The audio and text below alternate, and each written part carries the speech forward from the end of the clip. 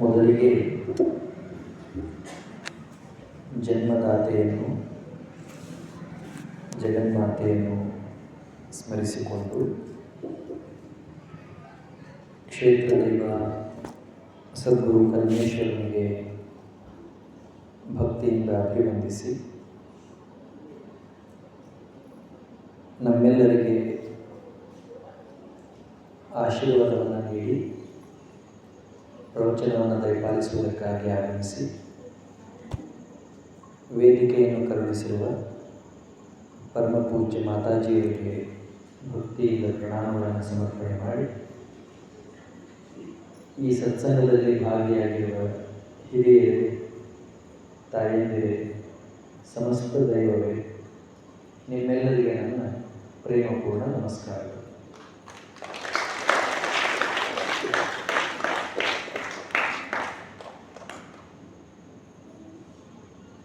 ಈಗ ನಾನು ಒಂದು ನಿಖರವಾದ ವಿಷಯದ ಮೇಲೆ ನಿಮ್ಮೆಲ್ಲರ ಜೊತೆ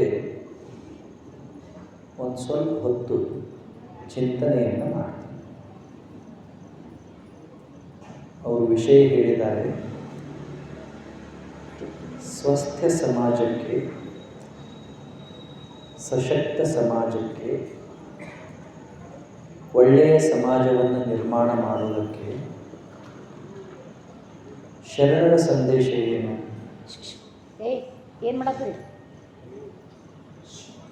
ಏನು ಮಾಡಿದರೆ ಒಳ್ಳೆಯ ಸಮಾಜ ನಿರ್ಮಾಣ ಆಗ್ತದೆ?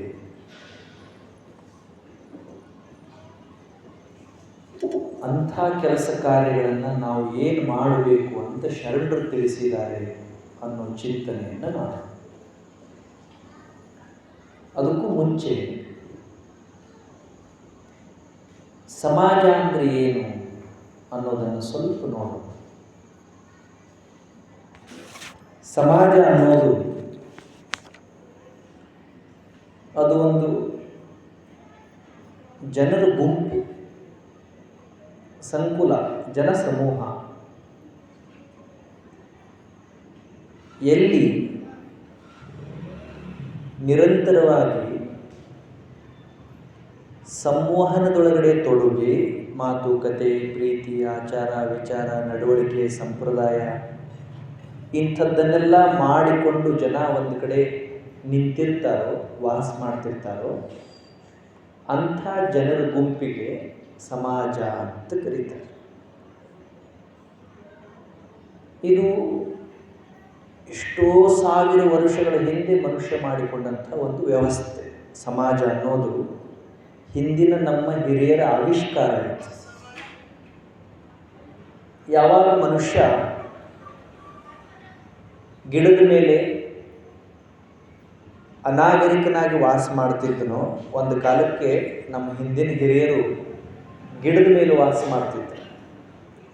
ಅವ್ರಿಗೇನೂ ಕಲ್ಪನೆ ಇರಲಿಲ್ಲ, ಹೆಂಗೆ ಜೀವನ ಮಾಡಬೇಕು ಅನ್ನೋ ಕಲ್ಪನೆ ಇರಲಿಲ್ಲ.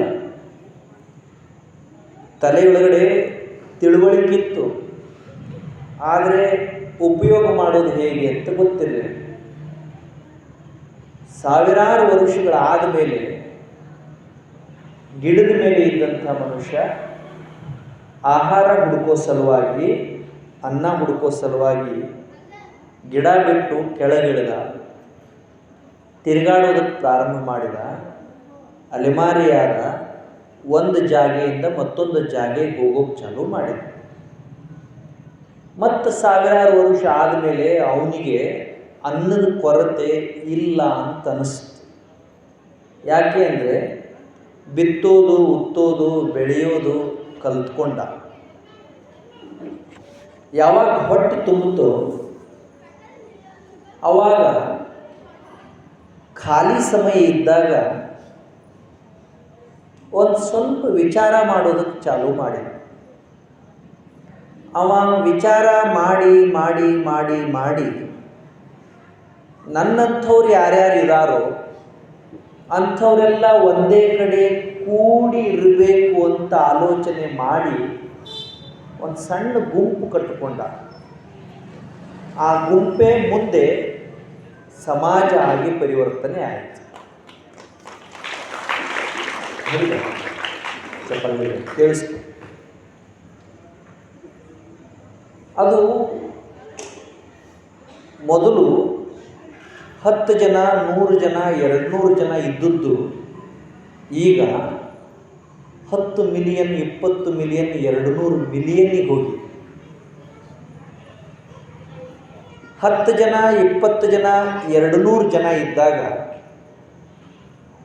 ಹೊಂದಾಣಿಕೆ ಭಾಳ ಚಂದಿತ್ತು. ಪರಸ್ಪರ ಕೊಡೋದು, ತಗೊಳ್ಳೋದು, ಕಷ್ಟ, ಸುಖ, ನೋವು, ನಲಿವಿನೊಳಗಡೆ ಒಬ್ಬರಿಗೊಬ್ಬರು ಆಗ್ತಿದ್ರು, ಉಪಕಾರ ಮಾಡ್ತಿದ್ರು. ಜನ ಯಾವಾಗ ಹೆಚ್ಚಾಯಿತು ಹೊಂದಾಣಿಕೆ ಕಡಿಮೆ ಆಯಿತು. ಕಡಿಮೆ ಜನ ಇದ್ದಾಗ ಯಾರು ಕೂಡಿ ಬದುಕ್ತಿದ್ರೋ ಅದೇ ಜನ ಹೆಚ್ಚಿಗೆ ಆದಾಗ ಬೇರೆ ಬೇರೆಯಾಗಿ ದ್ವೇಷ, ಅಸೂಯೆ ಸಾಧಿಸೋದಕ್ಕೆ ಚಾಲು ಮಾಡಿದ್ರು. ಹೀಗೆ ಮತ್ತು ಸಾವಿರಾರು ವರ್ಷಗಳ ನಂತರ ಶಾಂತಿಯಿಂದ ಇದ್ದಂಥ ಸಮಾಜ, ಪ್ರೀತಿಯಿಂದ ಇದ್ದಂಥ ಸಮಾಜ ಪ್ರಕ್ಷುಬ್ಧ ಆಗಿ ಬದಲಾವಣೆ ಆಯಿತು. ಇವತ್ತಂತೂ ಸಮಾಜ ಹೆಂಗಿದೆ ಅಂದರೆ ದಿಕ್ಕು ಕಾಣಲಾರದ ಹಡಗಿನ ಹಾಗೆ ಯದ್ವಾ ತದ್ವಾ ಮುನ್ನುಗ್ಗುತ್ತಾ ಇದೆ. ನಿಮಗೆಲ್ಲ ಗೊತ್ತಿದೆ. ಕಲಿತವರು, ತಿಳುವಳಿಕೆ ಇದ್ದವರು ಸಮಾಜದಲ್ಲಿ ನಡೆಯೋದನ್ನು ನೋಡಿದರೆ ನಾಚಿಕೆ ಪಟ್ಕೋಬೇಕು. ಅಂಥದ್ದೆಲ್ಲ ಸಮಾಜದಲ್ಲಿ ನಡೀತಾ ಇದೆ. ಅಸಹ್ಯ ಅನ್ನಿಸ್ಬೇಕು. ಏ ಮರಿ ಅದು ಮುಚ್ಚು, ನನ್ನ ಕಡೆ ನೋಡಿ. ಸಮಾಜದೊಳಗೆ ನಡೀತಾ ಇರೋದನ್ನು ನೋಡಿದರೆ, ಮನುಷ್ಯ ಮಾಡುವ ಆಟಾಟೋಪ ನೋಡಿದರೆ, ಅನಾಚಾರ, ಅತ್ಯಾಚಾರ, ಭ್ರಷ್ಟಾಚಾರಗಳನ್ನು ನೋಡಿದರೆ ಅಸಹ್ಯ ಅನ್ನಿಸ್ತದೆ. ಯಾವ ಸಮಾಜದೊಳಗಡೆ ಜನ ಪ್ರೀತಿಯಿಂದ, ಹೊಂದಾಣಿಕೆಯಿಂದ, ನಗುನಗುತ್ತಾ, ಹೊಟ್ಟೆಗೆ ಅನ್ನ ಕಡಿಮೆ ಇದ್ದರೂ ಒಟ್ಟಿಗೆ ಬದುಕ್ತಾ ಇದ್ರು, ಅಂಥ ಸಮಾಜದೊಳಗಡೆ ಎಂಥ ಕ್ರೌರ್ಯ, ಎಂಥ ಮೋಸ ಹೆಚ್ಚಾಗಿದೆಯಲ್ಲ ಅಂತ ಅಸಹ್ಯ ಅನ್ನಿಸ್ತಾ ಇದೆ. ಇಂಥ ಅಸಹ್ಯಕರವಾದಂಥ ಬೆಳವಣಿಗೆಗೆ, ಕೆಟ್ಟ ಬೆಳವಣಿಗೆಗೆ ಹಾದಿ ತಪ್ಪಿದ ಸಮಾಜಕ್ಕೆ ಶರಣರು ಒಂದಿಷ್ಟು ಸೂತ್ರಗಳನ್ನು, ಸೂಚನೆಗಳನ್ನು ತಮ್ಮ ವಚನಗಳಲ್ಲಿ ತಿಳಿಸಿ ಹೋಗಿದ್ದಾರೆ. ಹೇ ಮನುಷ್ಯನೇ, ನಿನಗೆ ಹೆಂಗೆ ತಿಳಿತದೋ ಹಾಗೆ ಬದುಕಿದರೆ ಅದು ನಿನಗೂ ಅವಮಾನ, ಸಮಾಜಕ್ಕೂ ಅವಮಾನ, ಧರ್ಮಕ್ಕೂ ಅವಮಾನ. ಒಬ್ಬ ಮನುಷ್ಯನಾದವನಿಗೆ ಒಂದು ಯಾವುದಾದ್ರೂ ಚೌಕಟ್ಟಿರಬೇಕು, ನೀತಿ ಇರಬೇಕು, ನಿಯತ್ತಿರಬೇಕು, ನಿಯತಿ ಇರಬೇಕು. ಮನುಷ್ಯನಾದವನಿಗೆ ನೀತಿ, ನಿಯಮ, ನಿಯತ್ತು ಇಲ್ಲ ಅಂದರೆ ಅವನು ನಡೆಯೋ ಹಾದಿಯೊಳಗಡೆ ಮಾಡೋ ತಪ್ಪು ಹೆಚ್ಚಾಗ್ತವೆ. ಆದ್ದರಿಂದ ಮನುಷ್ಯನಾದವನು ಸುಧಾರಣೆ ಆಗಬೇಕು ಅನ್ನೋದನ್ನು ಶರಣರು ಬಯಸಿದ್ರು. ಎಷ್ಟು ಚಂದ ಇದೆ ನೋಡಿ.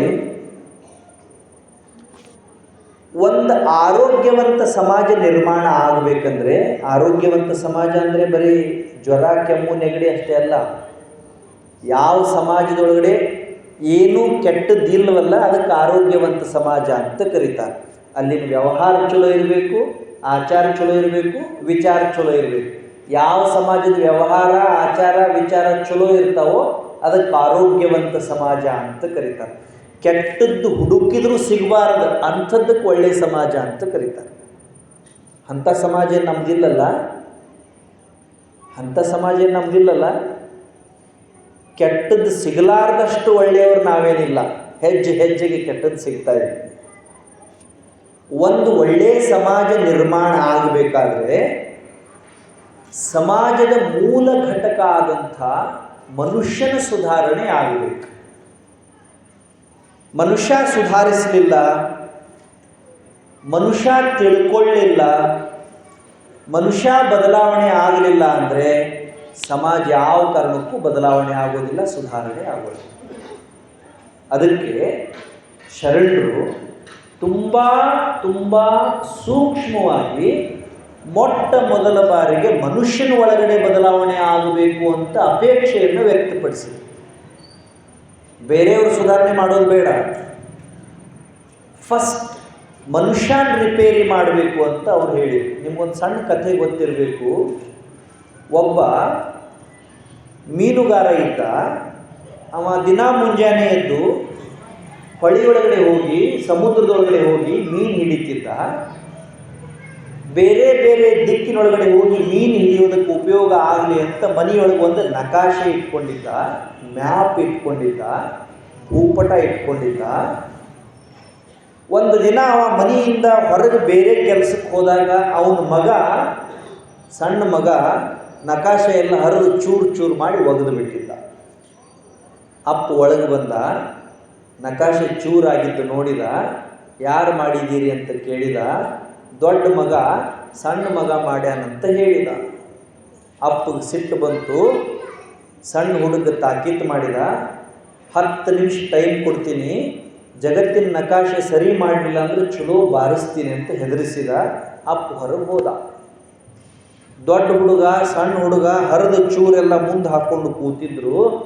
ನಕಾಶೆ ಸರಿ ಮಾಡಬೇಕಂತ ಗುದ್ದಾಡಿದ್ರು. ಅವ್ರಿಗೆ ಸರಿ ಮಾಡೋಕ್ಕಾಗಲಿಲ್ಲ. 10 ನಿಮಿಷ ಆಯಿತು. ಅಪ್ಪ ಒಳಗೆ ಬಂದ. ಅಪ್ಪಗೂ ಖುಷಿ ಆಯಿತು. ಯಾಕೆ ಅಂದರೆ ಅಷ್ಟು ಗುದ್ದಾಡಿ ಸರಿ ಮಾಡೋಕ್ಕೆ ಮಕ್ಕಳ ಕೈಲಿ ಆಗೋದಿಲ್ಲ ಅಂತ ಅಂದ್ಕೊಂಡಿದ್ದ ನಕಾಶೆನ ಹುಡುಗರು ರಿಪೇರಿ ಮಾಡಿ ಗಾಡಿ ಮೇಲೆ ಹಾಕಿದ್ರು. ಅಪ್ಪ ಕೇಳಿದ, ಈ ಜಗತ್ತಿನ ನಕಾಶೆ, ಭೂಪಟ, ಮ್ಯಾಪ್ ಹೆಂಗೆ ರಿಪೇರಿ ಮಾಡಿದ್ರಿ, ಹೆಂಗೆ ಸರಿ ಮಾಡಿದ್ರಿ ಅಂತ ಕೇಳಿದ. ಅವಾಗ ದೊಡ್ಡ ಹುಡುಗ ಇದ್ನಲ್ಲ, ಅವ ಸಣ್ಣ ಹುಡುಗನ ಕರ್ಕೊಂಡು ಅಪ್ಪ ಹೇಳಿದ, ಅಪ್ಪ ನಾವು ಜಗತ್ತಿನ ನಕಾಶೆ ತಯಾರಿ ಮಾಡಬೇಕು, ಸರಿ ಮಾಡಬೇಕು ಅಂತ 9 ನಿಮಿಷ ಗುದ್ದಾಡಿದೆವು.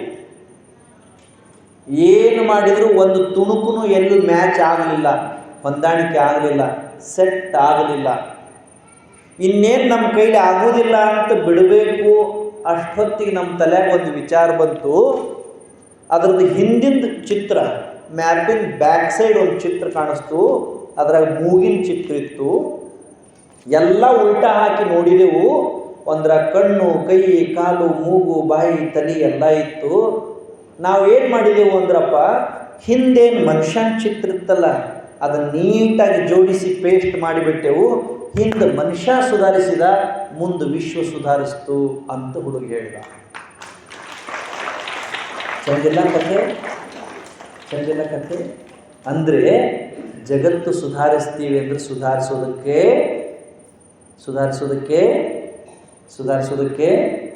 ಆಗಲ್ಲ. ಮನುಷ್ಯ ಸುಧಾರಿಸಿದ ಅಂದರೆ ಜಗತ್ತಿನಾಗ ಯಾವ ಸಮಸ್ಯೆ ಉಳಿಯಲ್ಲ. ಅದನ್ನೇ ಬಸವಣ್ಣವರು ಲೋಕದ ಡೊಂಕ ನೀವೇಕೆ ತಿದ್ದುವಿರಿ, ಯಾರು ನೀವು, ನಿಮ್ಮನ್ನೇನು ಪ್ರಪಂಚ ಸುಧಾರಿಸಲಿ ಅಂತ ಕಳಿಸಿದಾನೆ ದೇವರು? ಬಸವಣ್ಣವ್ರು ಪ್ರಶ್ನೆ ಮಾಡ್ತಾರೆ ನಮಗೆ. ನಾವು ಇಡೀ ಆಯುಷ್ಯ ಪೂರ್ತಿ ಅವ್ರು ಸರಿ ಇಲ್ಲ, ಇವ್ರು ಸರಿ ಇಲ್ಲ, ಅದು ಸರಿ ಇಲ್ಲ, ಇದು ಸರಿ ಇಲ್ಲ ಅಂತ ವಿಚಾರ ಮಾಡೋದ್ರಾಗನ ಕಳೀತೀವಿ. ನಾವು ಎಷ್ಟು ಸರಿ ಇದ್ದೀವಿ ಅಂತ ಯಾವಾಗಾರ ನಾವು ತಪಾಸ್ ಮಾಡ್ಕೋತೀವೇನು? ನಮ್ಮನ್ನು ನಾವು ತಿದ್ದಿಕೊಳ್ಳಿಲ್ಲ, ಬೇರೆಯವ್ರನ್ನ ನಾವು ತಿದ್ದಾಕ ಬಡದಾಡಿದೆವು ಅಂದ್ರೆ ಅದಕ್ಕೆ ಧರ್ಮ ಅಂತ ಕರೀತಾರೇನು? ಧರ್ಮ ಅಂದ್ರೇನು? ಬೇರೆಯವ್ರನ್ನ ಸುಧಾರಣೆ ಮಾಡೋದಲ್ಲ, ಬೇರೆಯವ್ರನ್ನ ತಿದ್ದುವುದಲ್ಲ, ಬೇರೆಯವ್ರ ತಪ್ಪು ಹುಡುಕೋದಲ್ಲ. ಧರ್ಮ ಅಂದರೆ ನಮ್ಮನ್ನು ನಾವು ತಿದ್ದುಕೊಳ್ಳೋದು, ನಮ್ಮನ್ನು ನಾವು ಸುಧಾರಿಸ್ಕೊಳ್ಳೋದು. ನಮ್ಮೊಳಗಿನ ಕಡಿಮೆ ತಪ್ಪದಾವು, ಕಡಿಮೆ ದೋಷದಾವು. ಎಷ್ಟು ಚಂದ ಇದೆ ನೋಡಿ ಬಸವಣ್ಣವ್ರ ವಚನ. ಹೆಂಗೆ ಸೂಕ್ಷ್ಮ ಚಾಟಿ ಏಟ್ ಕೊಡ್ತಾರೆ ಬಸವಣ್ಣವ್ರು. ಲೋಕದ ಡೊಂಕ ನೀವೇಕೆ ತಿದ್ದುವಿರಿ? ಜಗತ್ತಿನೊಳಗಡೆ ದೋಷ ಯಾವತ್ತೂ ಮುಗಿಯೋದಿಲ್ಲ, ತೀರೋದಿಲ್ಲ. ಹೆಂಗೆ ತಿಪ್ಪಿಯೊಳಗಡೆ ಕಸ ಇರೋದು ಹಂಗೆ ಜಗತ್ತಿನೊಳಗಡೆ ದೋಷ ಇರೋದೇ. ಬೇರೆಯವ್ರ ದೋಷ ನೋಡೋದಕ್ಕೆ ಹೋಗಿ ನಮ್ಮ ದೋಷ ನಾವು ಮರೆ ಮಾಡಿದೆವು ಅಂದರೆ ಸುಧಾರಣೆ ಆಗುತ್ತದೇನು? ಮತ್ತು ಏನು ಮಾಡಬೇಕು? ಬಸವಣ್ಣವ್ರ ಉಪಾಯ ಹೆಂಗಿದೆ ನೋಡಿ. ನಿಮ್ಮ ನಿಮ್ಮ ಮನವ ಸಂತೈಸಿಕೊಳ್ಳಿ, ನಿಮ್ಮ ನಿಮ್ಮ ತನುವ ಸಂತೈಸಿಕೊಳ್ಳಿ. Beautiful message. ಎಷ್ಟು ಅದ್ಭುತ ಸಂದೇಶ ಅಂದ್ರೆ ಇದು ಸಾಕು. ಒಂದು ಸಮಾಜ ಸ್ವಚ್ಛ ಉಳಿಬೇಕಂದ್ರೆ ಇವು 2 ಮೆಸೇಜ್ ಫಾಲೋ ಮಾಡಿದರೆ ಸಾಕು.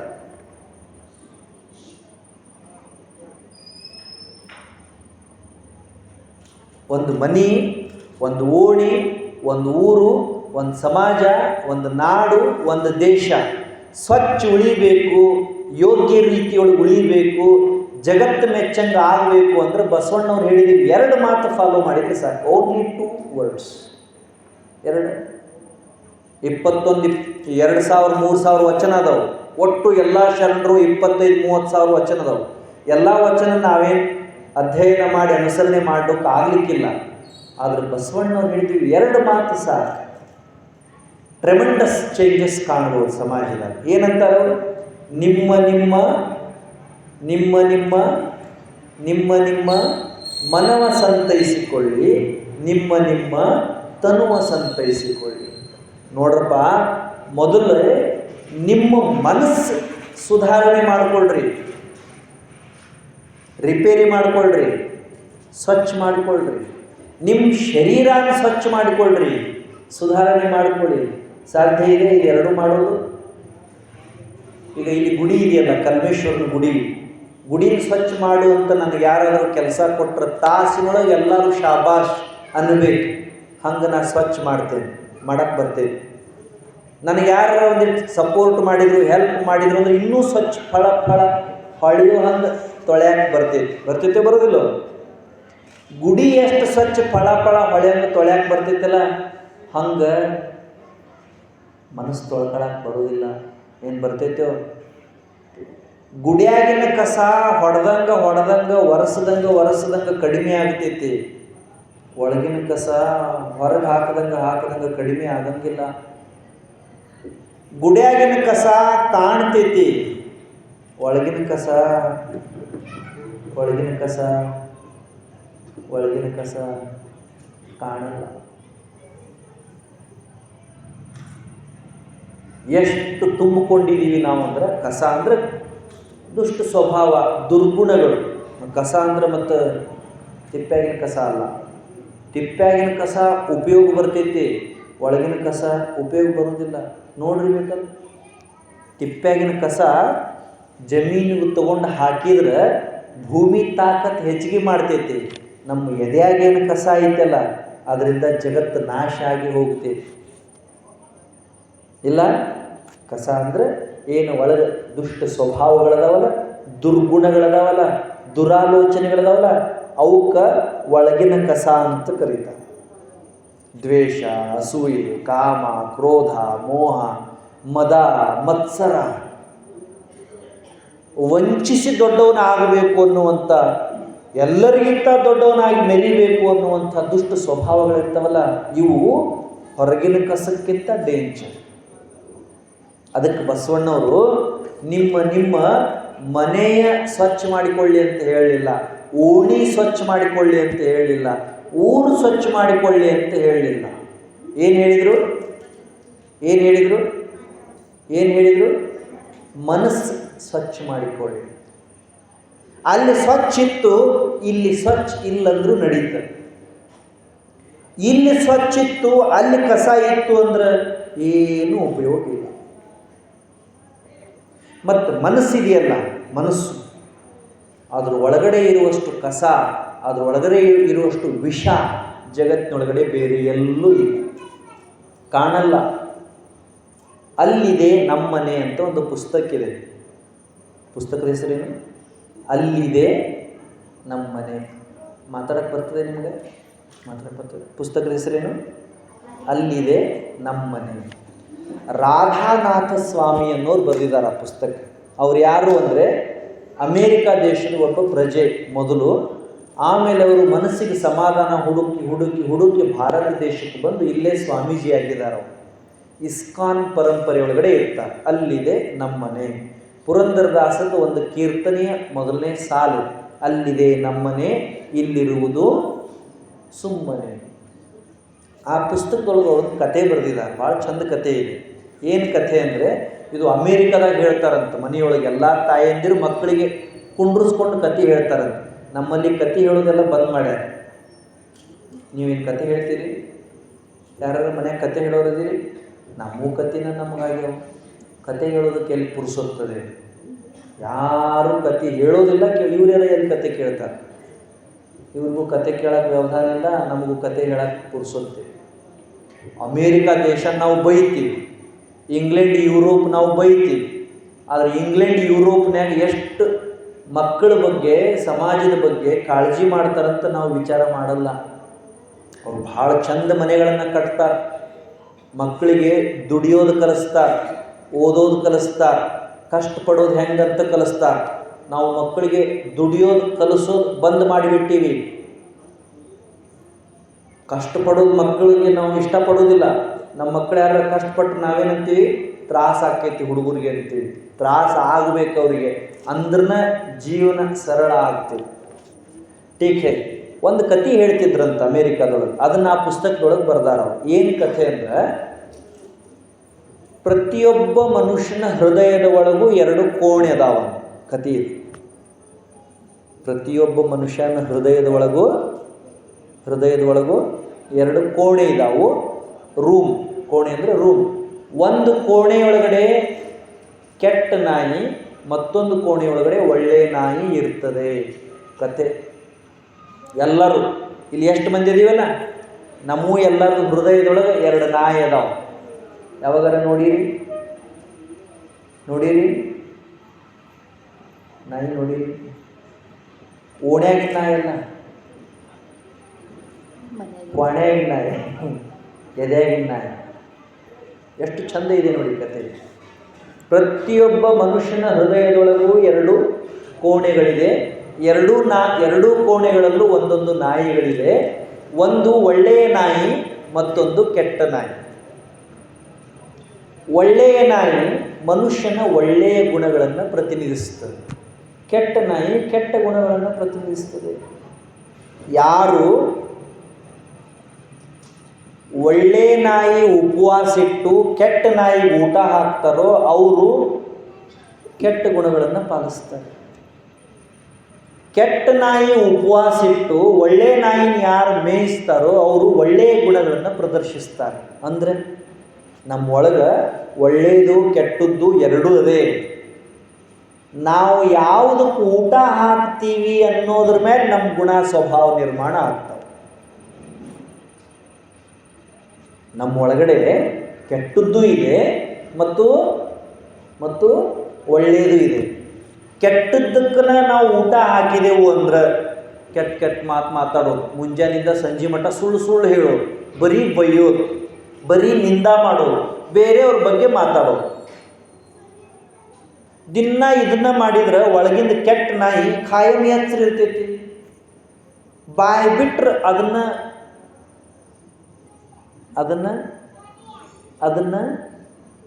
ಏನು ಶಬ್ದ, ಅದನ್ನು ಬೊಗಳ್ತೈತಿ. ನೋಡ್ರಿ ಬೇಕಾದ್ರೆ ಪ್ರಯೋಗ ಮಾಡಿ ನೋಡಿ. ಒಳಗೆ ಕೆಟ್ಟ ನಾಯಿ ಐತಿ, ಅದಕ್ಕೆ ದಿನ ಇದನ್ನು ಮಾಡೋದು, ಮುಂಜಾನೆ ಎದ್ದ ತಕ್ಷಣ ಸುಳ್ಳು ಹೇಳೋದು ರೂಢಿ ಮಾಡಿಬಿಡೋದು.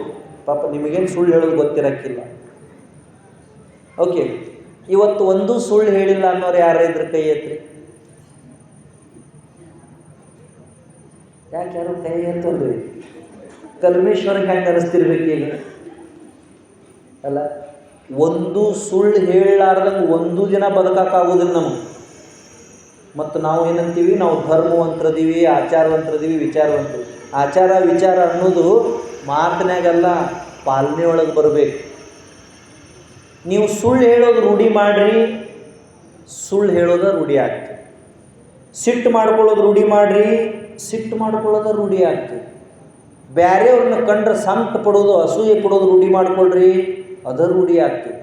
ಯಾರ್ಯಾರ ಚಲೋ ಆಯಿತು ಅಂದ್ರೆ ಹೊಟ್ಯಾಗ ಬೆಂಕಿ ಹತ್ತಾಗ ಚಾಲೂ ಮಾಡ್ತಂದ್ರೆ ಹಣಿಗೆ ವಿಭೂತಿ ಹೆಚ್ಕೊಂಡು ಕೊಳ್ಳಾಗ ರುದ್ರಾಕ್ಷ ಹಾಕ್ಕೊಂಡ್ರೆ ಏನು ಉಪಯೋಗ? ಅದಕ್ಕೆ ಅವ್ರು ಏನಂತಾರಂದ್ರೆ, ಯಾವ ನಾಯಿಗೆ ಊಟ ಹಾಕಬೇಕು ಅನ್ನೋದು ಭಾಳ important. Both dogs are there in the ಹಾರ್ಟ್ನಾಗ 2 ನಾಯಿ ಅದಾವು. ಚಲೋ ನಾಯಿನೂ ಐತಿ, ಕೆಟ್ಟ ನಾಯಿನೂ ಐತಿ. ನೀವು ಕೆಟ್ಟ ನಾಯಿಗೆ ಊಟ ಹಾಕಿದ್ರಿ, ಚಲೋ ನಾಯಿ ಸುಮ್ಮನೆ ಮಲ್ಕೋತೈತಿ ಬಾಲ ಮುದ್ಕೊಂಡು. ಯಾಕೆ? ಅದಕ್ಕೆ ಊಟ ಇಲ್ಲ. ಚಲೋ ಗುಣ ಒಳಗದಾವು, ಸಾಕ್ಷಾತ್ ದೇವರಾಗುವಷ್ಟು ಗುಣ ಒಳಗದಾವು, ಖರೆ ಅದಕ್ಕೆ ಊಟ ಇಲ್ಲಲ್ಲ. ಮುಂಜಾನೆದ್ದು ಪೂಜೆ ಇಲ್ಲ, ಪ್ರಾರ್ಥನಾ ಇಲ್ಲ, ಗುಡಿಗೆ ಹೋಗೋದಿಲ್ಲ, ಗುರುಗಳಿಗೆ ಹಿರಿಯರಿಗೆ ನಮಸ್ಕಾರ ಮಾಡೋದಿಲ್ಲ, ಯಾರ ಮನೆಗೂ ಹೋಗೋದಿಲ್ಲ, ಸೇವಾ ಮಾಡೋದಿಲ್ಲ, ಸಹಾಯ ಮಾಡೋದಿಲ್ಲ, ಊರಾಗ ಉಪಕಾರ ಮಾಡೋದಿಲ್ಲ, ದೇವ್ರ ಧರ್ಮ ಅಂತೂ ಗೊತ್ತೇ ಇಲ್ಲ. ಇಂಥ ಕೆಲಸ ಅಂದರೂ ಮೊದಲು ಊರು ಬಿಟ್ಟು ಹೊರಗೆ ಹೋಗೋ ರೂಢಿ ಪದ್ಧತಿ ಹೆಚ್ಚಿಗೆ ಆಗೈತಿ. ಮತ್ತು ಯಾವಾಗ ಚಲೋ ನಾಯಿ ಬೊಗಳೋದು? ಚಲೋ ನಾಯಿ ಸುಮ್ಮನೆ ಮಕ್ಕೋತು ಅಂದ್ರೆ ಕೆಟ್ಟ ನಾಯಿ ಬೊಗಳೋದಲ್ಲ. ಈಗ ನಾವೇನು ಮಾಡಬೇಕು ಅಂದ್ರೆ ಕೆಟ್ಟ ನಾಯಿಯನ್ನು ಹಸಿಯಾಕೆ ಬಿಡ್ಬೇಕು. ಅದಕ್ಕೆ ಹಸು ಆಗಿ ಬೊಗಳಾಕೆ ಬರಬಾರ್ದು. ಇನ್ನೊಮ್ಮೆ ಹೇಳಿ, ನಮ್ಮೊಳಗೇನು ಕೆಟ್ಟ ನಾಯಿ ಐತಲ್ಲ, ನೀವು ಒಪ್ಕೋತಿರೋ ಇಲ್ಲೋ ನಮ್ಮೊಳಗೆ ಕೆಟ್ಟ ನಾಯಿ ಐತಿ ಅಂತ? ಒಪ್ಕೋತಿರೋ ಇಲ್ಲೋ? ಇಷ್ಟು ಮಂದಿ ಇಲ್ಲಿ ಯಾರ್ಯಾರ್ದೀವಿ ಎಲ್ಲರೂ, ನಮ್ಮೊಳಗೆ ಕೆಟ್ಟ ನಾಯಿ ಐತಿ ಅಂತೀರೋ ಇಲ್ಲಂತೀರೋ? ಕೆಟ್ಟ ನಾಯಿ ಅಂದರೆ ಕೆಟ್ಟ ವಿಚಾರ. ಒಳ್ಳೆ ನಾಯಿ ಐತಿ ಅಂತೀರೋ ಇಲ್ಲಂತೀರೋ? ಏನ್ರಿ ಹೇಳಿಲ್ಲ ಒಂದು? ಎರಡೂ ಅದಾವ, ಎರಡೂ ಜೀವಂತ ಅದಾವಲ್ಲ. ನಾವು ಎಲ್ಲಿ ಮಟ್ಟ ಜೀವಂತ ಇರ್ತೀವೋ ಅಲ್ಲಿ ಮಟ್ಟ ಎರಡು ನಾಯಿ ಜೀವಂತ ಇರ್ತಾವೆ. ಟೀಕ್. ನಾವೇನು ಮಾಡಬೇಕೀಗ? ಯಾವ ನಾಯಿಗೆ ಊಟ ಹಾಕಬೇಕು? ಒಳ್ಳೆ ನಾಯಿಗೆ ಊಟ ಹಾಕೋದಂದ್ರೆ ಒಳ್ಳೆ ವಿಚಾರ ಮಾಡೋದು, ಒಳ್ಳೆ ಮಾತಾಡೋದು, ಒಳ್ಳೆ ಕೆಲಸ ಮಾಡೋದು. 3 ಏನೇನು ಮಾಡಬೇಕು? ಒಳ್ಳೆ ಮಾತು, ಒಳ್ಳೆ ವಿಚಾರ, ಒಳ್ಳೆ ಕೆಲಸ. ಇದು ಒಳ್ಳೆ ನಾಯಿಗೆ ಊಟ ಹಾಕೋದು. ಕೆಟ್ಟ ವಿಚಾರ, ಕೆಟ್ಟ ಮಾತು, ಕೆಟ್ಟ ಕೆಲಸ, ಕೆಟ್ಟ ನಾಯಿಗೆ ಊಟ. ಕೆಟ್ಟ ನಾಯಿಗೆ ಊಟ ಹಾಕಿದ್ವಿ ಅಂದ್ರೆ ಊರಾಗ ನಮ್ಮ ಮಾರಿ ನೋಡೋಕೆ ಯಾರೂ ಇಷ್ಟಪಡಲ್ಲ. ಬಂದ್ವಿ ಅಂದ್ರೆ ಬಂತು ನೋಡಂತ. ಬಂತು ನೋಡಂದ್ರೆ ನಮಗಲ್ಲ, ಒಳಗೇನೈತ್ಲ ಅದು ಯಾವುದಲ್ಲ, ಅದಕ್ಕೆ ಬಂತು ನೋಡಂತ. ನಾವು ಚಲೋ ಇದ್ವಿ, ಕೆಟ್ಟ ನಾಯಿ ಹಸಿದಿತ್ತು, ಚಲೋ ನಾಯಿ ಮಾತಾಡ್ತಿತ್ತು ಅಂದ್ರೆ ಬಂದ್ರು ನೋಡಂತ ಅನ್ನೋದಿಲ್ಲ. ಬಂತು ನೋಡು, ಬಂದ್ರು ನೋಡು, ವ್ಯತ್ಯಾಸ ಐತಿಲ್ಲೋ? ವ್ಯತ್ಯಾಸ ಐತಿಲ್ಲೋ? ಬಂತು ನೋಡಾಗಬೇಕು, ಬಂದ್ರು ನೋಡಾಗಬೇಕು. ಬಂದ್ರು ನೋಡಾಗಬೇಕಂದ್ರೆ ಬಸವಣ್ಣ ಹೇಳ್ದಂಗೆ ಕೇಳಬೇಕು. ಏನಂತಾರೆ ಬಸವಣ್ಣವರು? ನಿಮ್ಮ ನಿಮ್ಮ ಮನವ ಸಂತೈಸಿಕೊಳ್ಳಿ. Clean your mind first. It has a great capacity. It can convert a hell into a heaven and a heaven into a hell. John Milton ಅಂತ ಒಬ್ಬರು ಕವಿ, ಅವ್ರು ಹೇಳಿದ ಮಾತಿದು.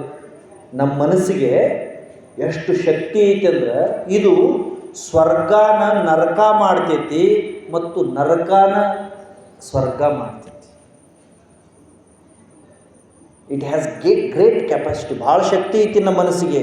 ಐತಿ ಅಂತೀರೋ ಇಲ್ಲಂತೀರೋ? ಜಗತ್ತಿನ್ಯಾಗ ಅತಿ ಅತಿ ವೇಗವಾಗಿ ಹೋಗುವಂಥ ವಸ್ತು ನಮ್ಮ ಮನಸ್ಸು.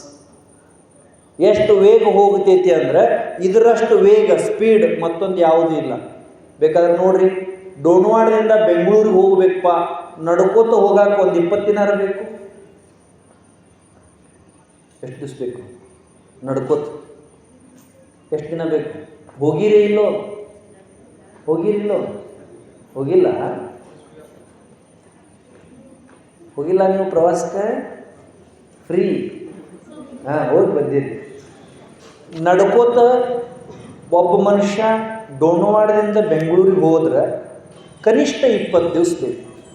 ಸೈಕಲ್ ತೊಗೊಂಡು ಹೋದ್ರೆ ಕನಿಷ್ಠ ಒಂದು 4-8 ದಿವಸ ಬೇಕು. ಮೋಟ್ರ್ ಬೈಕಲ್ಲಿ ತೊಗೊಂಡು ಹೋದ್ರೆ ಕನಿಷ್ಠ 2 ದಿವಸ ಬೇಕು. ಬಸ್ಸಿಗೆ ಹೋದ್ರೆ 1 ದಿನ. ಚಲೋ ಕಂಪ್ನಿ ಕಾರ್ನ್ಯಾಗ ಹೋದ್ರೆ 8 ತಾಸು.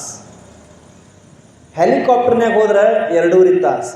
ವಿಮಾನದಾಗ ಹೋದ್ರೆ 1 ತಾಸು. ಮನಸ್ಸಲ್ಲಿ ಹೋಗಿ ಬರಕ್ಕೆ ಅರ್ಧ ಕ್ಷಣ ಸಾಕು. ಅರ್ಧ ಕ್ಷಣ. ಬೆಂಗಳೂರು ಅಂದ್ವಿ ಅಂದ್ರೆ ನಮ್ಮ ಮನಸ್ಸು ಅಲ್ಲಿ ಹೋಗಿ ಕುಂತು ಇಲ್ಲಿ ಬರ್ತೀವಿ. ಬಂತೋ ಇಲ್ಲೋ ನಿಮ್ಮ ಮನಸ್ಸು? ನೀವೆಲ್ಲ ಬೆಂಗಳೂರಿಗೆ ಹೋಗಿ ಬಂದಿರಲಿಲ್ಲ? ಈಗ ಏನು ಶಕ್ತಿ ಐತೆ ನೋಡ್ರಿ ನಮ್ಮ ಮನಸ್ಸಿಗೆ. Most greatest creation of the god is our mind. ಭಗವಂತ ಮಾಡಿದ ಅತಿ ಶ್ರೇಷ್ಠ ನಿರ್ಮಿತಿ ಯಾವುದಂದ್ರೆ ನಮ್ಮ ಮನಸ್ಸು. ಹೆಂಗೆ ಮಾಡ್ಯಾರ ನೋಡ್ರಿ ದೇವರು. ಎಲ್ಲ ತಿಳಿತೈತಿ ಮನಸ್ಸಿಗೆ, ಎಲ್ಲ ಕಡೆ ಹೋಗ್ತೈತಿ, ಏನು ಬೇಕಾದ್ದು ಮಾಡ್ತೈತಿ. ಒಬ್ಬರು ಒಂದು ಪದ್ಯ ಬರ, ಭಾಳ ಚಂದ ಪದ್ಯ ಮನಸ್ಸಿನ ಬಗ್ಗೆ.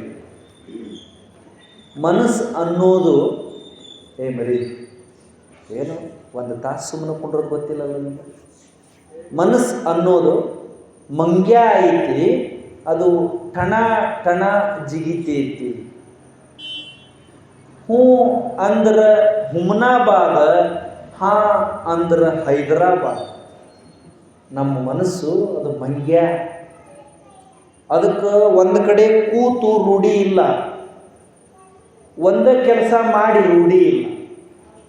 ಅದನ್ನು ಸಂಸ್ಕೃತದೊಳಗೆ ಮನ ಏವ ಮನುಷ್ಯಾಣಂ ಕಾರಣಂ ಬಂಧ ಮೋಕ್ಷಯೋಹು ಅಂತ ಹೇಳ್ತಾರೆ.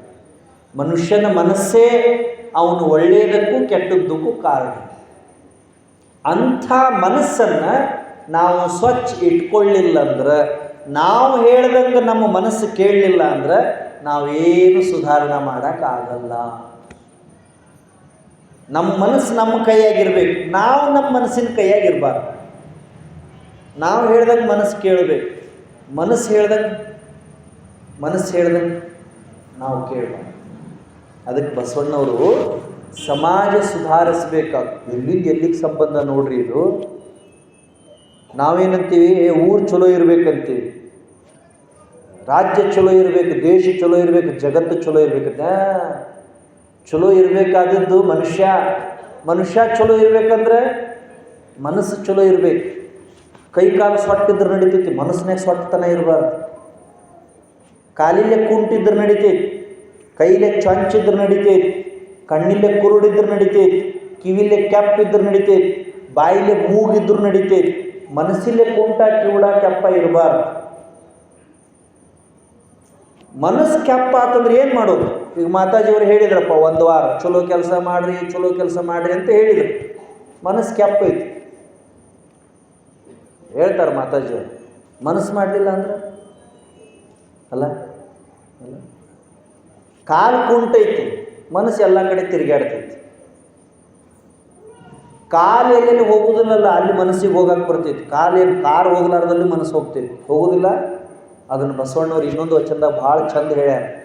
ಅತ್ತಲಿತ್ತ ಹೋಗದಂತೆ ಹೆಳವನ ಮಾಡಯ್ಯ ತಂದೆ, ಸುತ್ತಿ ಸುಳಿದು ನೋಡದಂತೆ ಅಂಧಕನ ಮಾಡಯ್ಯ ತಂದೆ, ಮತ್ತೊಂದು ಕೇಳದಂತೆ ಕಿವುಡನ ಮಾಡಯ್ಯ ತಂದೆ. ಬಸವಣ್ಣವರು ಭಗವಂತಗೆ ಪ್ರಾರ್ಥನೆ ಮಾಡ್ಯಾರ. ಏನಂತ ಪ್ರಾರ್ಥನೆ ಮಾಡ್ಯಾರ? ನನ್ನ ಕುಂಟನ್ನು ಮಾಡು, ನನ್ನ ಕಿವುಡನ್ನು ಮಾಡು, ಮತ್ತು ನನ್ನ ಕುರುಡನ್ನು ಮಾಡು. ಜಗತ್ತಿನಾಗ ಹಿಂಗೆ ಯಾರು ಅದಾರು? ಕುಂಟನ್ನು ಮಾಡು, ಕುರುಡನ್ನು ಮಾಡು, ಕಿವುಡನ್ನು ಮಾಡು ಅಂತ ಬೇಡ್ಕೊಂಡವ್ರು ಬಸವಣ್ಣವ್ರು ಒಬ್ಬರೇ. ಓದಿ ನೋಡ್ರಿ ವಚನವನ್ನು, ಗೊತ್ತಾಗ್ತೈತಿ ಬಸವಣ್ಣವ್ರು ಎಷ್ಟು ದೊಡ್ಡವ್ರು. ಏನಂತ ಬೇಡ್ಕೊಂಡಾರ ಬಸವಣ್ಣವರು? ದೇವರೇ, ನನ್ನ ಮೇಲೆ ಕರುಣಾ ತೋರಿಸು, ನಾ ಆ ಕಡೆ ಈ ಕಡೆ ತಿರ್ಗಾಡ್ಲಾರ್ದಂಗೆ ನನ್ನ ಕುಂಟನ್ನು ಮಾಡಿಡು. ಹೆಳವ ಅಂದರೆ ಕುಂಟ, ನಡ್ಯಾಕೆ ಬರಲಾರ್ದವ್ ಹೆಳವ ಅಂತ ಕರೀತಾರೆ. ಮತ್ತೊಂದು ಕೇಳದಂತೆ ಕೆಪ್ಪನ್ನು ಮಾಡಪ್ಪ, ಸುತ್ತಿ ಸುಳಿದು ನೋಡದಂತೆ ಕುರುಡನ್ನು ಮಾಡಪ್ಪ. ಸಣ್ಣ ಪ್ರಾರ್ಥನೆ ಇದೆ. ಹಿಂಗೆ ನಾವು ದೇವ್ರಿಗೆ ಬೇಡ್ಕೋತೀವಿ, ಕಲ್ಮೇಶ್ವರ ನಾಳೆಯಿಂದ ನನ್ನ ಕುಂಟನ್ನು ಮಾಡಪ್ಪ ಅಂದ್ರೆ ನೋಡ್ರಿ ಕಲ್ಮೇಶ್ವರ ಹೆಂಗೆ ಮಾಡ್ತಾನೆ, ಲಟಕನ ಮುರಿತಾನೆ ಅಲ್ಲ. ಬಸವಣ್ಣವ್ರು ಅದನ್ನು ಕೇಳಿಲ್ಲ. ಕಾಲು ತೆಗೆದು ಕುಂಟ ಅಲ್ಲ, ಕಣ್ಣಿರ್ಲಾರ್ದ ಕುರುಡ ಅಲ್ಲ, ಮನಸ್ಸು ಇದೇನು ತಿರುಗಾಡ್ತೈತಿ ನೋಡಿರಿ. ಮನಸ್ಸನ್ನು ಕುಂಟನ್ನು ಮಾಡು, ಇದು ಆ ಕಡೆ ಈ ಕಡೆ ತಿರುಗಾಡಬಾರ್ದು, ಕುರುಡನ್ನು ಮಾಡು, ಇದನ್ನು ನೋಡಬಾರ್ದು ಅಂತ ಹೇಳ್ಯಾರ ಬಸವಣ್ಣ. ಅದಕ್ಕೆ ನಾವು ಸಮಾಜ ಸುಧಾರಿಸಬೇಕಾದ್ರೆ, ದೇಶ ಸುಧಾರಿಸಬೇಕಾದ್ರೆ, ಸಶಕ್ತ ಸಮಾಜ, ಸ್ವಾಸ್ಥ್ಯ ಸಮಾಜ ಕಟ್ಟಬೇಕಾದ್ರೆ we have to first prepare our self. ನಮ್ಮನ್ನು ನಾವು ತಿದ್ದುಕೋಬೇಕು. ನಮ್ಮನ್ನು ನಾವು ತಿದ್ದುಕೋಬೇಕಂದ್ರೆ ಮನಸ್ಸು ಸ್ವಚ್ಛ ಇಟ್ಕೋಬೇಕು, ಚಲೋ ವಿಚಾರ ಮಾಡಬೇಕು. ಏನು ಮಾಡಬೇಕು? 3 ಮಾತು ಹೇಳಿದ್ದೆ ನಾನು. ಚಲೋ ವಿಚಾರ ಮಾಡಬೇಕು. ಆ ಪಾಪುನ ಕರ್ಕೊಳ್ರಿ ಹಿಂದೆ, ಒಬ್ಬರೇ ಸ್ವಲ್ಪ ಹಿಂದೆ ಕರ್ಕೊಂಡು ಮಾತಾಡೋ ಮಗು ಇದ್ರೆ ಹಿಂದೆ ಕರ್ಕೊಳ್ಳು. ಹಿಂದೆ ಕೂತವರೆಲ್ಲ ಆ ಪಾಪು ನೋಡ್ತಿದ್ದಾರೆ. ಹೇಳ್ರಿ, ಏನೇನು ಹೇಳಿದೆ? 3 ಕೆಲಸ ನಾನು ಮನಸ್ಸು ಸ್ವಚ್ಛ ಇಟ್ಕೋಬೇಕಾದ್ರೆ ಚಲೋ ವಿಚಾರ ಮಾಡಬೇಕು, ಚಲೋ ಕೆಲಸ ಮಾಡಬೇಕು, 3 ಹೇಳಿದ್ನಲ್ಲ. ಚಲೋ ಮಾತಾಡು, ಮಾತು, ಕೃತಿ, ವಿಚಾರ. ಅಕಸ್ಮಾತ್ ಈ ಮೂರಾಗ ಒಂದು ಚಲೋ ಇಲ್ಲಂದ್ರೂ ಮನಸ್ಸು ಸ್ವಚ್ಛ ಉಳಿಯಂಗಿಲ್ಲ. ಒಂದು ಚಲೋ ಇಲ್ಲಂದ್ರೂ ಮನಸ್ಸು ಸ್ವಚ್ಛ ಉಳಿಯಂಗಿಲ್ಲ. ಮಾತು ಚಲೋ, ಮನಸ್ಸು ಹೊಲಸು. ಮನಸ್ಸು ಸ್ವಚ್ಛ, ಮಾತು ಹೊಲಸು ನಡೀತಿಲ್ಲ. ಒಂದಕ್ಕೊಂದು ಭಾಳ ಚಂದ ಲಿಂಕ್ ಇರ್ತಾವೆ. ನಾವೇನೇನು ಮಾಡ್ಬೇಕು ಹೇಳ್ರಿ? ಚಲೋ ಮಾತಾಡ್ಬೇಕು. ಚಲೋ ಮಾತಾಡೋದಂದ್ರೆ ಮಂದಿ ಮೆಚ್ಚಿಸೋ ಸಲುವಾಗಿಲ್ಲ, ಮಹಾದೇವನ ಮೆಚ್ಚಿಸೋ ಸಲುವಾಗಿ. ಸತ್ಯನ ಮಾತಾಡೋದು. ಉಪನಿಷತ್ತಿನ ಮಾತು ಸತ್ಯಂ ವಧ ಧರ್ಮಂ ಚರ. ಸತ್ಯವನ್ನೇ ಮಾತಾಡು, ಧರ್ಮವನ್ನೇ ಆಚರಿಸುವಂತ. ಹಂಗೆ ನಾವು ಒಳ್ಳೆಯ ಕೆಲಸ, ಒಳ್ಳೆಯ ಮಾತು, ಒಳ್ಳೆಯ ವಿಚಾರ ಮಾಡಿ ಮನಸ್ಸು ಸ್ವಚ್ಛ ಇಟ್ಕೋಬೇಕು. ಎರಡನೇದೇನು ಹೇಳ್ಯಾರ ಬಸವಣ್ಣವರು? ನಿಮ್ಮ ನಿಮ್ಮ ಮನವ ಸಂತೈಸಿಕೊಳ್ಳಿ, ನಿಮ್ಮ ನಿಮ್ಮ ತನುವ ಸಂತೈಸಿಕೊಳ್ಳಿ. ತನು ಅಂದರೆ ಶರೀರ. ಇದನ್ನು ನಾವು ಹೇಳಿದ್ದು ಕೇಳೋದಿಲ್ಲ, ಜಗತ್ತು ನಾವು ಹೇಳಿದ್ದು ಕೇಳ್ತೈತಿ. ನಮ್ಮ ಶರೀರ ಇದೆಯಲ್ಲ, ಇದನ್ನು ನಿಜಗುಣ ಶಿವಯೋಗಿಗಳು ಇಂದ್ರಜಾಲ ಅಂತ ಕರೆದಾರ. Magic word, magic word. Our body itself it is a magic word.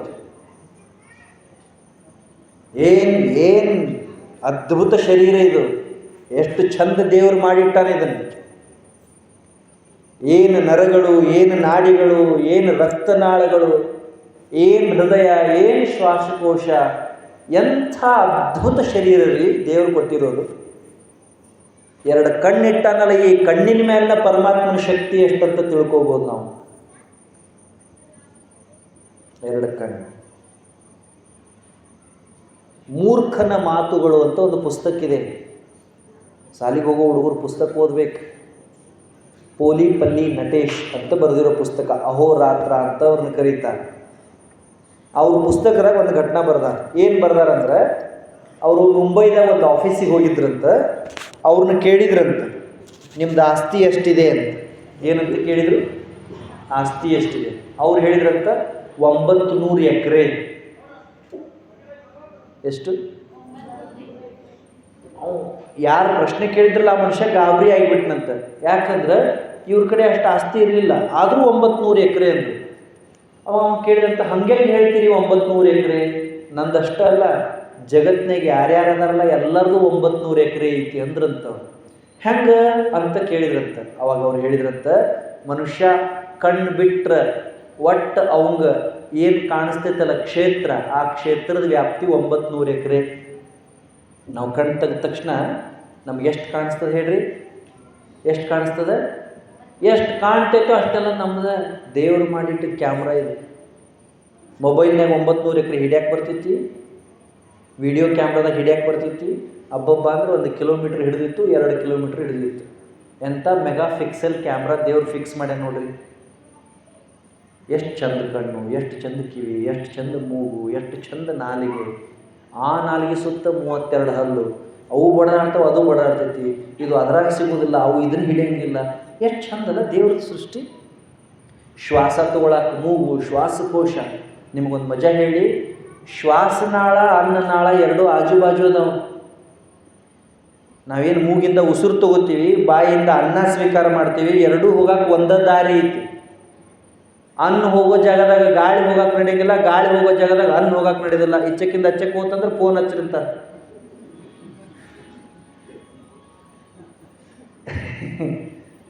ಇಚ್ಚಕ್ಕಿಂದ ಅಚ್ಚಕ್ಕೆ ಹೋಯ್ತು ಅಂದ್ರೆ ಫೋನ್ ಮಾಡ್ರಿ ಅಂತ. ಫೋನ್ ಮಾಡ್ರಿ ಅಂತ ತಿಳಿತೈತಿಲ್ಲ. ತಪ್ಪಿ ಯಾವಾಗಾರ ಗಾಳಿ ಹೋಗೋ ಜಾಗದಾಗ ಅನ್ನ ಹೋಯ್ತು ಅಂದ್ರೆ ದೇವ್ರು ಎಷ್ಟು ಚಂದ ಇಟ್ಟಾನ.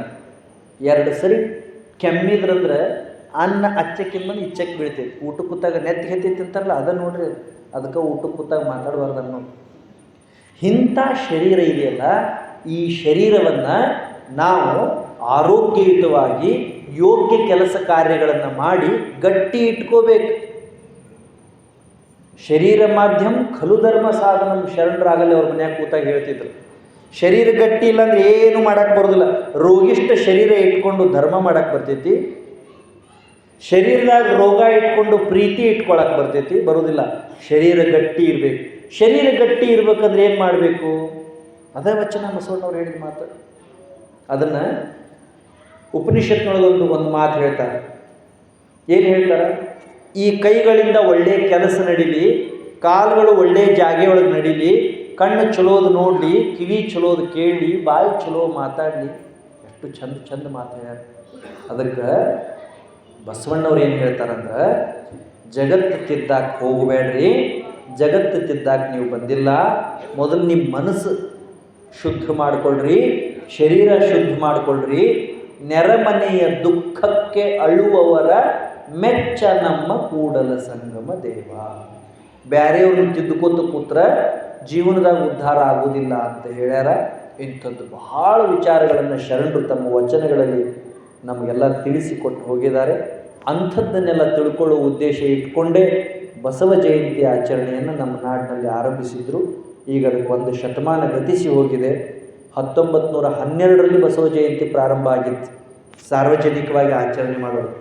ನಾವೇನು ಬಸವಣ್ಣವ್ರ ಫೋಟೋ ಇಟ್ಟು ಮೆರವಣಿಗೆ ಮಾಡ್ತೀವಲ್ಲ, ಇದನ್ನು ಮೊಟ್ಟ ಮೊದಲ ಬಾರಿಗೆ ದಾವಣಗೆರೆಯೊಳಗಡೆ ಕರ್ನಾಟಕದ ಗಾಂಧಿ ಹರ್ಡೇಕರ್ ಮಂಜಪ್ಪನವರು ಪೂಜ್ಯಪಾದ ಮೃತ್ಯುಂಜಯಪ್ಪ ಅವರಿಬ್ಬರು ಸೇರಿ ಇದನ್ನು ಆರಂಭ ಮಾಡಿ. ಬಸವಣ್ಣನವರು ಅಂದ್ರೆ ಬರೀ ಪೂಜೆ ಮಾಡಕ್ಕೆ, ಪುನಸ್ಕಾರ ಮಾಡಕ್ಕೆ, ಜೈ ಅನ್ನಕ್ಕಲ್ಲ, ಅವ್ರು ಹೇಳಿದ್ದನ್ನು ನಮ್ಮ ಜೀವನದಾಗ ಅಳವಡಿಸ್ಕೋಬೇಕು ಅಂತ ತಿಳಿಸೋ ಸಲುವಾಗಿ ಬಸವ ಜಯಂತಿ ಆರಂಭ ಮಾಡಿದರು. ವರ್ಷ ಅಕ್ಷಯ ತೃತೀಯ ಆ ದಿವಸ ಬಸವಣ್ಣವ್ರ ಜಯಂತಿಯನ್ನು ನಾವು ಆಚರಿಸ್ತೀವಿ. ಬರೀ ಬಸವಣ್ಣವ್ರ ಜಯಂತಿ ಆಚರಣೆ ಮಾಡಿ, ಫೋಟೋ ಪೂಜೆ ಮಾಡಿ, ಮೆರವಣಿಗೆ ಮಾಡಿದರೆ ಉಪಯೋಗ ಆಗೋದಿಲ್ಲ. ಅವ್ರು ಏನು ಹೇಳ್ಯಾರಲ್ಲ ಅದನ್ನು ನಮ್ಮ ಜೀವನದೊಳಗೆ ಪಾಲನೆ ಮಾಡಬೇಕು. ಕೊನೆ ಪಕ್ಷ ಇವು ಎರಡರ ಅವ್ರು ಎಷ್ಟು ಹೇಳ್ಯಾರಂದ್ರೆ, ನನಗನ್ನಿಸ್ತದೆ ಒಂದು 10-20 ಬಸವಣ್ಣವ್ರ ವಚನ ನಾವು ಜೀವನದಾಗ ಪಾಲನೆ ಮಾಡಿಬಿಟ್ರೆ ಒಬ್ಬ ಯೋಗಿ ಆಗಿಬಿಡ್ತೀವಿ, ಮಹಾತ್ಮ ಆಗಿಬಿಡ್ತೀವಿ. 10-20 ಭಾಳ ಬೇಡ, ದೇವರಾಗಿ ಬಿಡ್ತೀವಿ ನಾವು. ಈಗ ನಾ ಹೇಳಿದ್ದು ಓನ್ಲಿ ಟೂ ರೂಲ್ಸ್. ಮನಸ್ಸು ಸ್ವಚ್ಛ ಇರಬೇಕು, ಶರೀರ ಸದೃಢ ಇರಬೇಕು. ನಾವು ಸ್ವಚ್ಛ ಆಗಬೇಕು, ನಾವು ಚಲೋ ಆಗಬೇಕು. ಅವ್ರು ಸರಿ ಇಲ್ಲ, ಇವ್ರು ಸರಿ ಇಲ್ಲ ಅಂತ ಹೇಳೋ ಸಲುವಾಗಿ ನಾವಿಲ್ಲಿ ಬಂದಿಲ್ಲ. ಇವ್ರು ಉದ್ಧಾರ ಮಾಡೋಕ್ಕೆ ದೇವ್ರು ನಮ್ಮನ್ನ ಇಲ್ಲಿ ಕಳಿಸಿಲ್ಲ. ನಮ್ಮನ್ನು ನಾವು ಉದ್ಧಾರ ಮಾಡ್ಕೊಳ್ಳೋದು, ನಮ್ಮನ್ನು ನಾವು ಶುದ್ಧ ಮಾಡಿಕೊಳ್ಳೋದು. ಹಂಗೆ ನಾವು ನೀವು ಎಲ್ಲ ಮಾಡಿದ್ವಿ ಅಂದ್ರೆ ಸಮಾಜ ಹೆಂಗಾಗ್ತದೆ ಹೇಳಿ? ಊರಾಗೆಲ್ಲರೂ ಚಲೋ ಮಾತಾಡೋರು ಇದ್ರಂದ್ರೆ ಊರು ಹೆಂಗಿರ್ತದೆ ಅಲ್ರಿ?